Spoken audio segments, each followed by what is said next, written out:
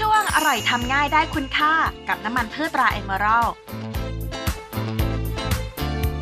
สวัสดีค่ะคุณผู้ชมในวันนี้เรามีเมนูอร่อยๆและมีประโยชน์มาฝากคุณผู้ชมค่ะเราจะมาทำเมนูที่มีชื่อว่ากระทงเผือกรวมทะเล3รสนะคะ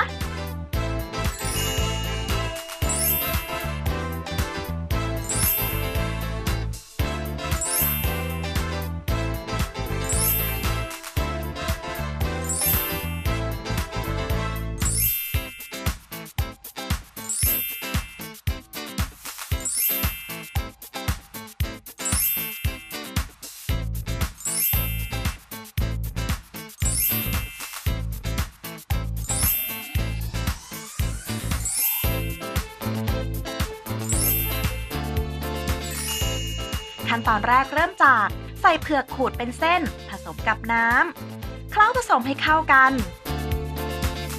โรยแป้งทอดกรอบคลุกผสมให้แป้งกระจายทั่วเส้นเผือก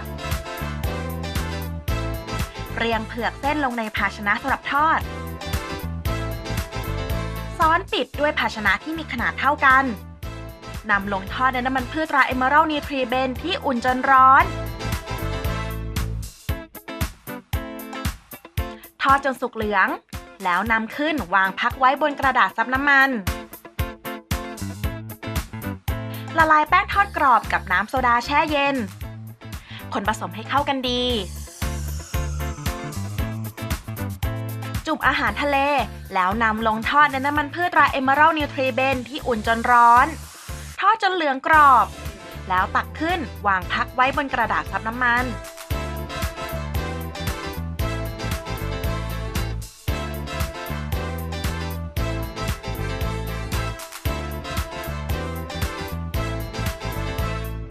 จากนั้นใส่น้ำมันพืชตราเอเมอรัลด์นิวทรีเบนลงในกระทะผัดกระเทียมและพริกขี้หนูจนมีกลิ่นหอมเติมน้ำมะขามเปียกน้ำตาลปี๊บน้ำปลาและซอสหอยนางรมผัดจนเดือดข้นดีแล้วยกลง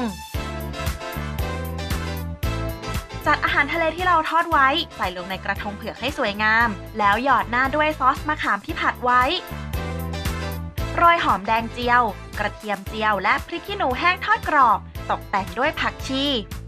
เพียงเท่านี้กระทงเผือกรวมทะเล3รสก็เสร็จเรียบร้อยแล้วล่ะค่ะ